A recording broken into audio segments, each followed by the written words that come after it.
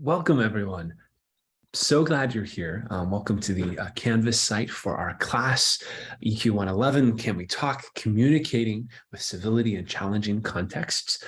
My name is Preston Carmack. I'm going to be your instructor. And again, welcome. We won't often get to see each other face-to-face because of the nature of the class being asynchronous and online. Unless you come to Zoom office hours, I would love to see you there. But consider this your welcome and your introduction into the course. I'm going to go through in this video a couple of things that will be important to you as you are navigating the course. We're going to go through the syllabus, and we're also going to talk about why this class matters. I want you to think back with me for just a moment to a time in your life where communication seemed important, or where stakes seemed high. There was something you wanted, or there was a situation that seemed pivotal for some reason or another.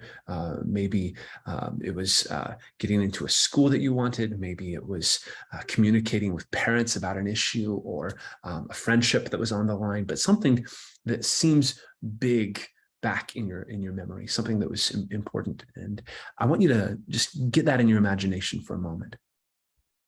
All right, you got it? Now, when you look back at that, chances are likely that it was a moment where most things hinged on communication, on what was said between the people involved, right? And particularly, it was probably conversational, right? There's something going on, or there was some exchange of information or ideas, or you're trying to convince someone of something. So much of the world we live in revolves around talking, around communicating, and around conversation, around sharing our heart or ideas, or trying to learn something with people.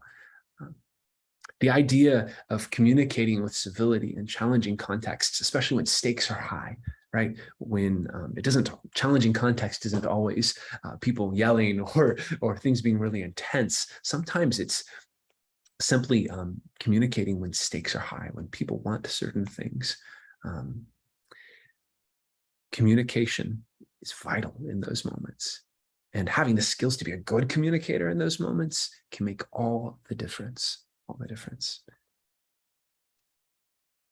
I know for me, one of the things that pops into my mind when I'm thinking of that situation, I was part of an executive team at a nonprofit that I used to work at. And I was in charge of helping to bring about a transition in leadership. We had our leader of the organization was retiring, and a new person was stepping into that role.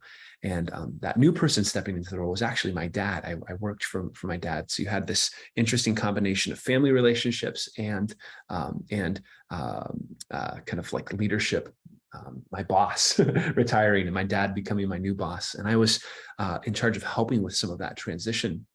And I remember there were some difficult conversations around that, right? Because the current boss had a lot of ideas of how he wanted that transition to look.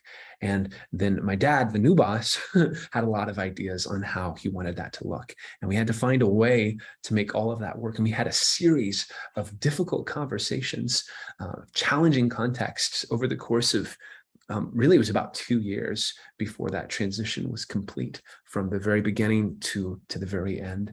And there were times where I bungled the conversations, and other times I got it right. But I wouldn't have known what to do without a background in communication, a background in knowing how to communicate in challenging contexts. And a lot of that came from the education that I got in college. I had a minor in communication, and we talked about things like this. How do you communicate in challenging contexts? And so the goal of this class is to give you those same tools, the tools that come from knowing how to recognize a challenging context, an important communicative moment, right? Knowing what's going on, and then learning how to be reflective enough to tune in with where you're at and where other people are at, and being able to go on this journey of communicating with civility in a challenging context.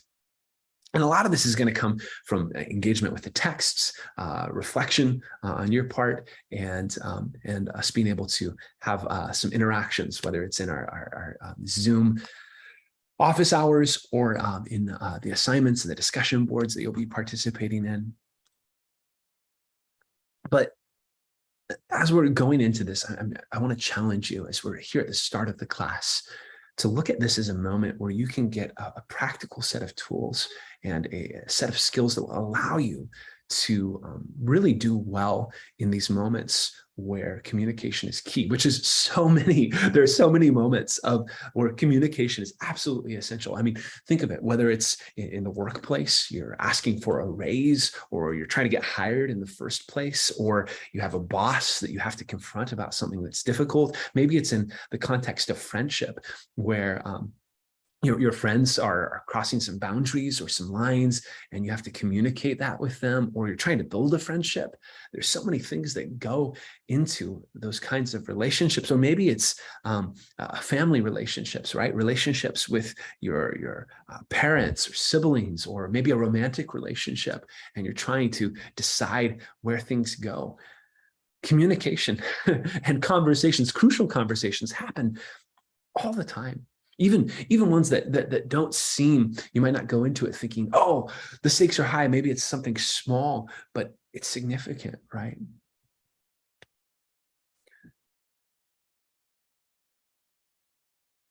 And that's the whole point of this class, is to help equip you to be able to navigate those moments, right? So what we're going to do for the rest of this video is take a look at the syllabus, and I'm going to give you a rundown of what's happening in terms of like the schedule and assignments. And then also we're going to kind of close out with some more coordinates for the class. All right, so syllabus, we've got this up here. You should be able to see the screen. And I sent an email out a few days ago about the, actually it'll be a couple of weeks ago now by the time you're listening to this, detailing the syllabus. And if you have any questions about this, please reach out to me by email. I'm happy to help you troubleshoot whatever might come up. Okay, so again, this is an asynchronous online course. What that means is we don't have regular class meetings. Instead, you have this kind of schedule that's laid out for you of work that needs to be done at certain times. And there are connection points along the way, but this is all online and asynchronous.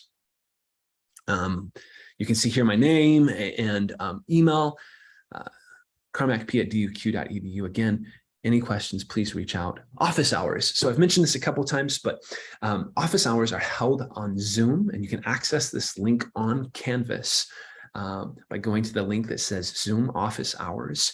And these are on Tuesdays from 8 to 9 p.m. and then Thursdays from 11:30 a.m. to 12:30 p.m. I've tried to put a couple of times that may work for your schedule if you're working or if you have other things going on during the day.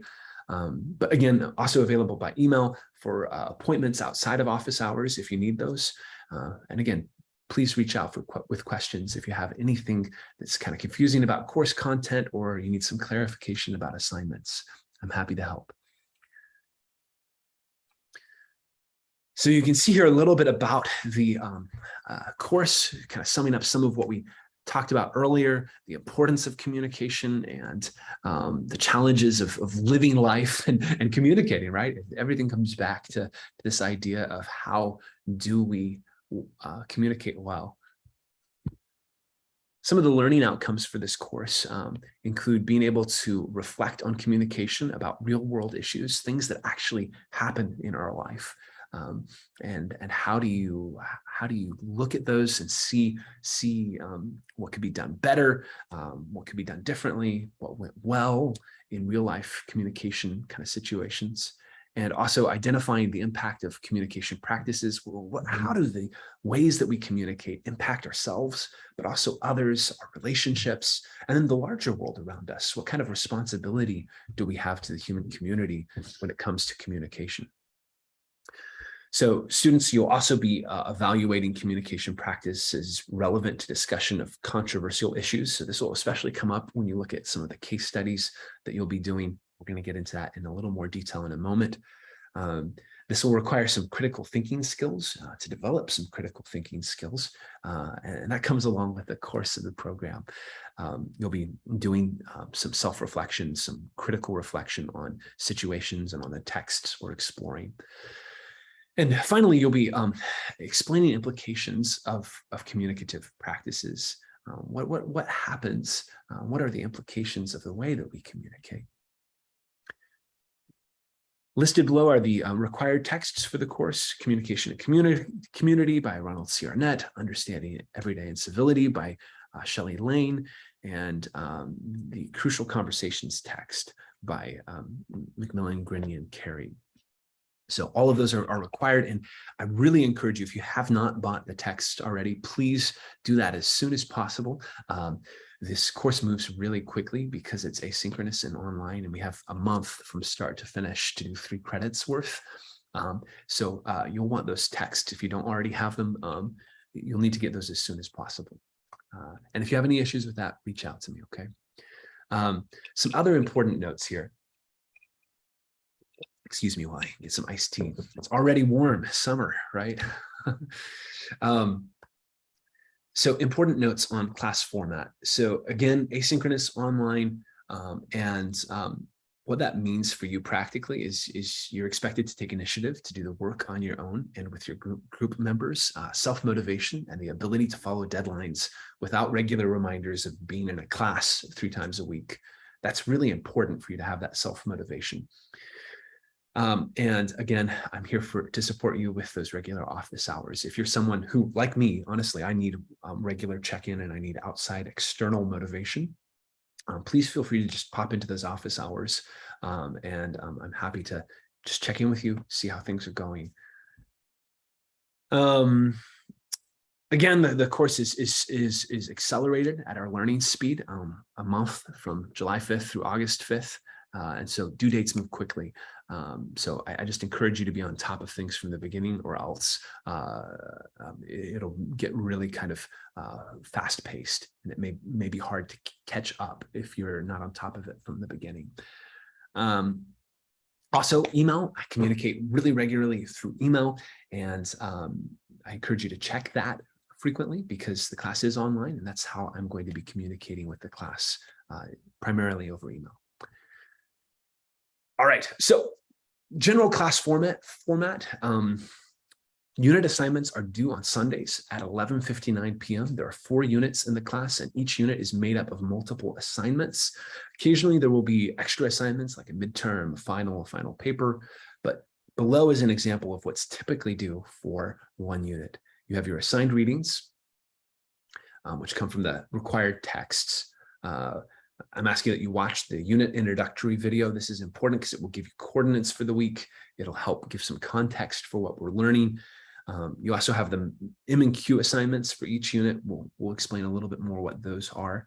And then there's attendance and participation discussion board posts. And finally, case studies. And these are due each unit, with there being 4 units for the class. Some grading you can see here. 10% for attendance and participation discussion board posts, 10% for M&Qs. Case studies are 20%, midterm exam is 20%, final exam 20%, a final paper 20%. All right, some more details on each of these assignments, and you'll be able to go back and reference the syllabus if you need to, rewatch this video, or ask questions if you have any. So the first set of kind of graded assignments has to do with your attendance and participation. It's based on discussion board posts. So for each unit, you are expected to post at least 2 comments on the M&Q discussion board. So what will happen is when you post your M&Qs, they're going to go in the M&Q discussion board, and we'll talk about M&Qs in a moment. But for attendance and participation points, you should post at least 2 comments on someone else's post, on your own post.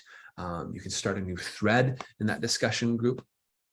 But what I'm looking for is a way of engaging with the class and bringing some new content, some ideas to the table, right? A way of engaging with your classmates. And I'll be on the discussion boards as well, interacting, exchanging comments, that kind of thing. Your comments should be at least 30 words, and that's not a hard and fast rule, but looking for content, looking for something that's thought out and that brings something to the table, right? And here are some suggestions for ways that you can format those. So it could be a question for the person who made the original M&Q post. It could be a response to one of the questions from someone else's M&Q. It could be a comment or item that you found interesting related to an M&Q assignment or the week's theme. You'll see some themes for the week that come in the introductory videos. Or you can do a whole new thread with a comment or question concerning those introductory videos or the content that we're going through. All right, so that's your attendance and participation points. And that makes up a total, again, of 10% of your grade. And we're looking for 2 of those comments per unit. Metaphors and questions. So metaphors and questions, or M&Qs as they're known, are going to be also a part of your grade. And metaphors in communication scholarship are not like what you'd see in English, right? So in English, or in kind of a more technical discipline, you're looking at a metaphor where you're talking about something metaphorically, right? You're saying like the sky was like a lion roaring with a thunderstorm, or something like that. That's a metaphor. We're not looking for metaphors in that sense.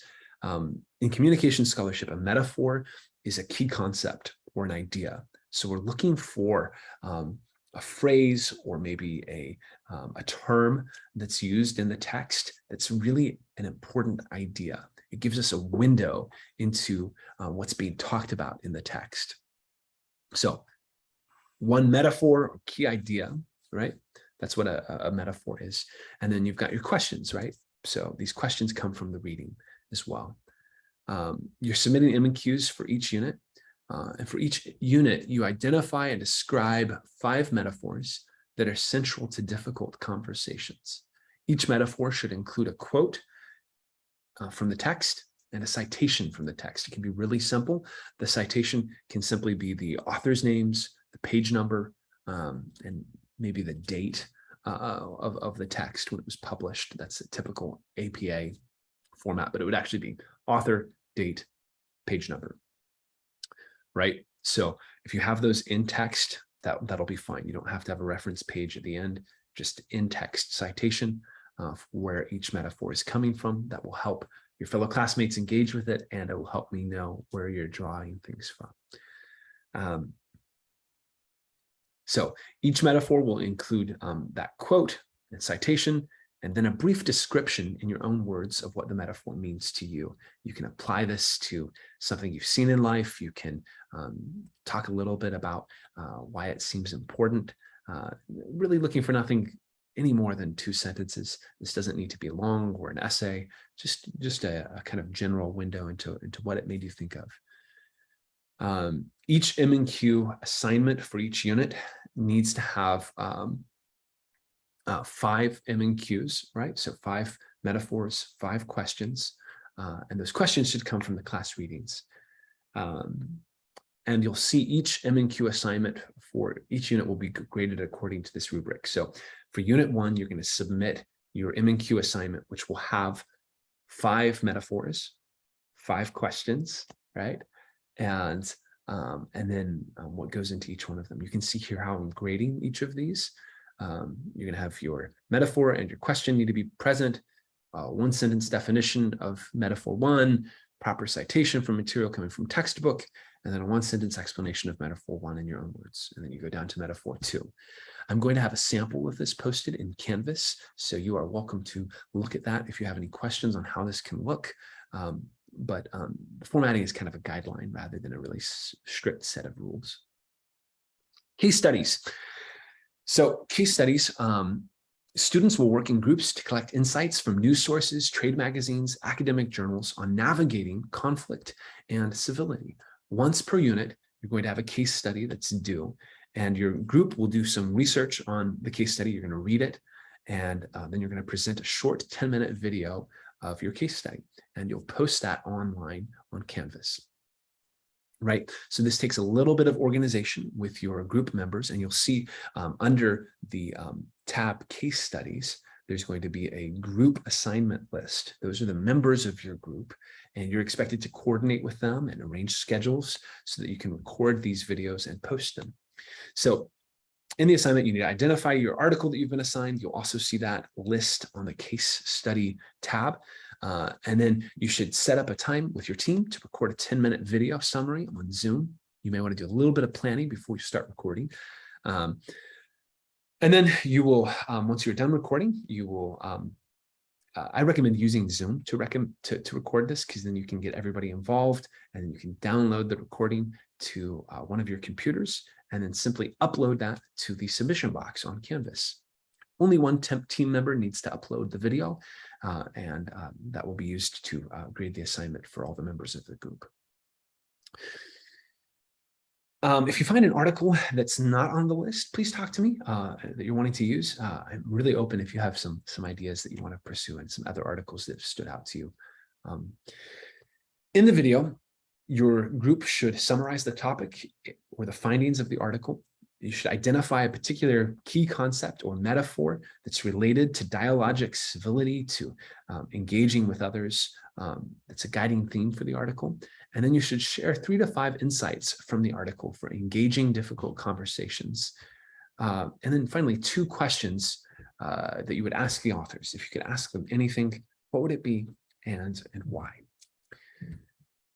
And maybe even have some discussion on that in your group. I think at its best, these videos are going to spark conversation and feel kind of like a brainstorming session among your group. Case studies will be graded based on quality of engagement with material, connections to course themes, and an active participation by all group members. And again, these are due once per unit, so you'll have 4 case studies total. The midterm exam comes at the end of Unit 2, and the exam will consist of approximately 20 multiple choice questions. The midterm covers content from Unit 1 and Unit 2. The test is available on Canvas from Friday, 7:15 at 12 a.m. and closes on Sunday, July 17th at 11:59 p.m. You must complete the exam in one setting. So if you try to exit and save, that won't work. You have to complete it in one sitting in that time frame between Friday and Sunday. The test is open note and open book, so you are welcome to take notes and have the book open. I ask that you not really use search engines or anything like that, but take your notes and use the book as a frame of reference. That's what's going to help you most anyways. The final exam is structured in a similar way to the midterm. It will consist of approximately, again, 20 multiple choice questions, but this time it will be a combination of repeated questions from the midterm from Units 1 and 2, as well as questions from Units 3 and 4. The final covers content from the entire course and may cover some content from not only readings, but also unit videos or other content in the course. The test opens on Monday. The final exam opens on Monday, August 1st at 12 a.m. and closes on Friday, August 5th at 11:59 p.m. So you have a little more time there to navigate that. And again, you must complete the exam in one sitting. And the test is also, the final exam is open note and open book. All right, your final paper, which is also due at the time of the final exam, which is officially, we close it Friday, the August 5th at 11:59. And each student for the final paper will write this is on your own, an individual assignment that considers a historical or current event dealing with challenging conversations. So you're looking for, really it's a case study, and this can be something in the news. This can be something that you've read about. For example, maybe it is Colin Kaepernick taking a knee with the NFL back in, I think it was 2015 or 16, and the controversy that surrounded that. What kind of, the key here though is to not just look at the case study, what happened, but ask the question, what kind of of conversations, challenging conversations were happening around that case study. For the Colin Kaepernick example, it could be conversations that Colin had with, he actually had some exchanges with a military veteran about how to best respect patriotism, to be patriotic, but also to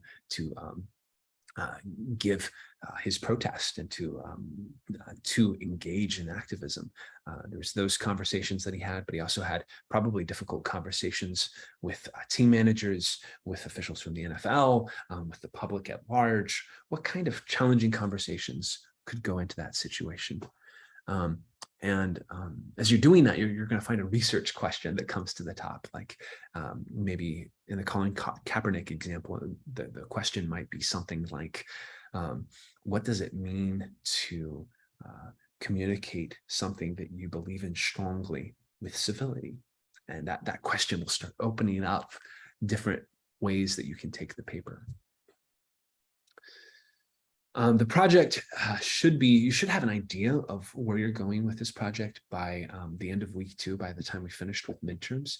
Otherwise, it's going to be hard to write this because it is a research paper. And I have some times built in the syllabus for you to check in with me during office hours, specifically about the paper. But if you have any questions as you're trying to write and come up with ideas, please reach out to me sooner rather than later, and I can assist with that. The project needs to have news sources involved. So you should be drawing on reputable news sources, such as like the New York Times, the Washington Post, the Guardian. There are a lot out there, and you can use Gumberg Library resources to do some of this research, to access these articles and other academic articles as well. It's also important to draw on course texts, and you'll bring your case study into conversation with 5 different key terms or metaphors from communication theory and the texts we've been reading. And finally, your paper should be an APA or MLA style. You'll see the requirements here that I'm looking for as I'm grading: length requirement, identifying a case study, citing stories from news sources, identifying metaphors, and then following proper grammar and formatting conventions. And that's a total of 200 points, or 20% of your grade. Finally, academic policy. I'll say this here because this is important, and it's part of being scholars here at Duquesne and continuing the scholarly tradition.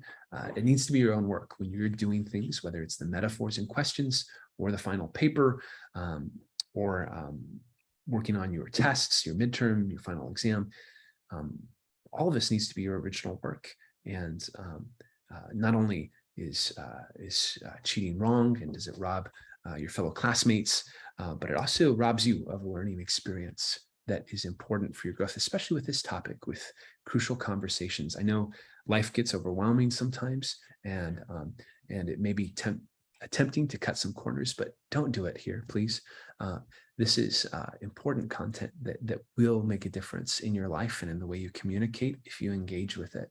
So in addition to that, we do some course checking. We'll run papers through a plagiarism check, and you can see the penalties and the guidelines for what happens if there is any plagiarism or cheating involved. So as we get into the schedule and we get into the syllabus here, I work really hard to keep things consistent throughout, but there are times where something comes up, or there may be a coding error that has happened. And if you ever see anything that doesn't make sense, please come and talk to me and we'll get it fixed, right? And with that in mind, there may be times where the schedule has to change for one reason or the other, but I will do my best to communicate that to you in a timely manner and be able to work things out as we go along. Okay, so you'll see here as a brief overview, the course starts on Tuesday the 5th. You also have Zoom hours, office hours that day. So you are welcome to come in and join me from 8 p.m. to 9 p.m. If you'd like to. And then we also have office hours on Thursday. You'll see this pattern: Tuesdays and Thursdays, office hours. optional, but encouraged if you have any questions or if you need that extra check-in as we go through the course. On Sunday at 11:59 p.m., everything is due on Canvas for Unit 1, which again has your reading, watching the introductory video, MCQs, attendance and participation discussion board posts, and then your first case study. All of that is due on the 10th. So that first week is a little truncated, and you'll need to move on some items quickly. Again, reach out to the group members that you have for the case study assignment, and I'd encourage you to do that early so you can get that in on time on Sunday the 10th. And then we go into Unit 2. Unit 2 is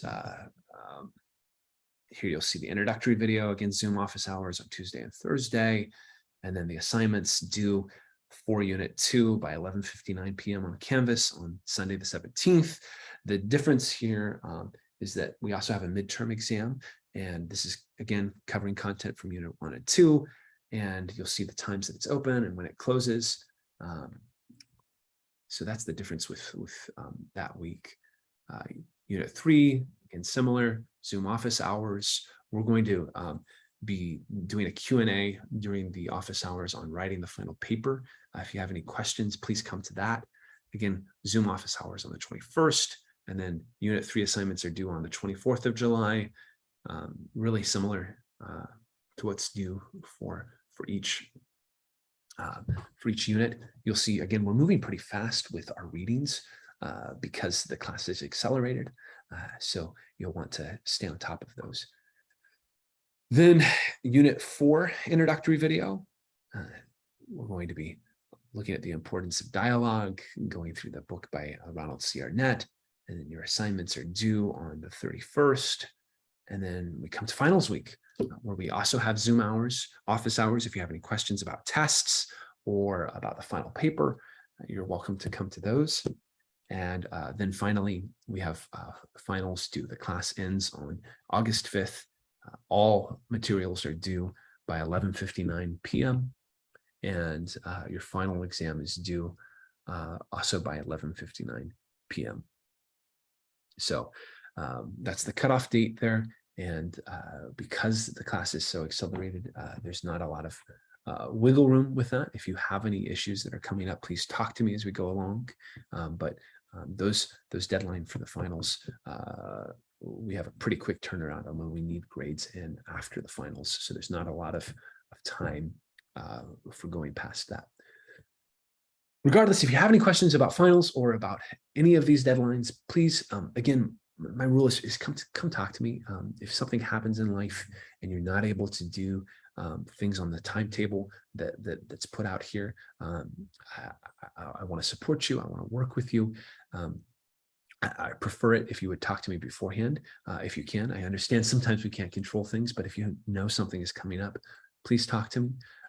But one of the good things about an asynchronous class is that you have a week to do the assignment and you can move things around if you kind of look forward and plan accordingly. So that's the syllabus.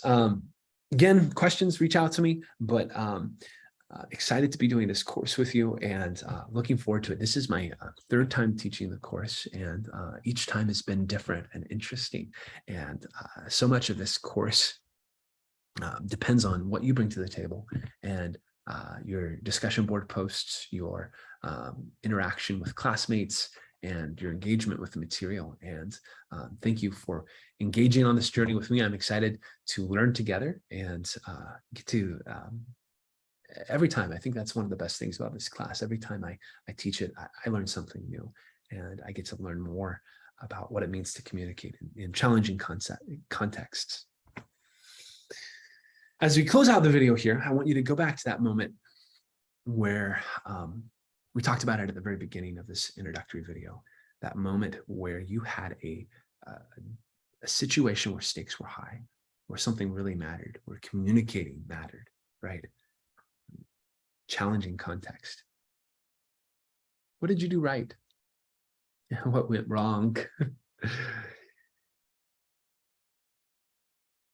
Part of what we're trying to do with this class is to be able to foster the ability to think about those moments and and then gain tools and coordinates for handling the next time those kinds of things come up with grace, the ability to listen, with courage, with a willingness to learn from other people and to learn from conflict.